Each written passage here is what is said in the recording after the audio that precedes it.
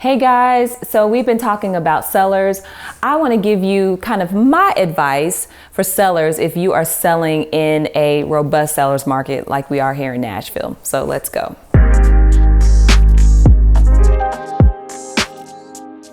The first piece of advice that I would give to sellers in a robust seller's market is you control the pace. What happens in a seller's market, and when you have an abundance of buyers and your home is positioned well, it's priced well, you're gonna have all kind of buyers knocking down your door trying to make an offer on your home. And what I've learned after 8 years in the business, some good transactions, some tough transactions, is sellers, you control the pace. If you need time to think about an offer, take that time. If you need time to get your house on the market so it's positioned well, take that time to do that. Don't let an agent or realtor or even buyers, pressure you into selling your home. Because one thing we do know, or I've learned, is that once a seller gets into a contract with the buyer, it's very hard for a seller to terminate that contract. So you want to make sure that you control the pace and that you are comfortable with the offer that you are accepting. Which brings me to my next point is, make sure that you have a realtor that you know, like, and trust to guide you through offer acceptance.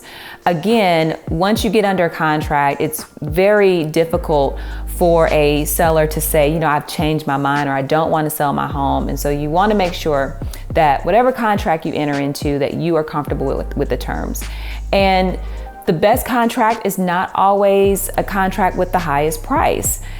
Sometimes a contract that has the best terms might be, maybe it's a lower price, but they're paying cash. Or maybe they're offering you an extended period after closing for you to stay in the home, for you to transition to your next house. Maybe they're offering a very short inspection period. So it's really whatever is important to you. You want to make sure that you have the terms in the contract that are meaningful to you. And finally, the last piece of advice, I have to speak up for my buyers in this regard.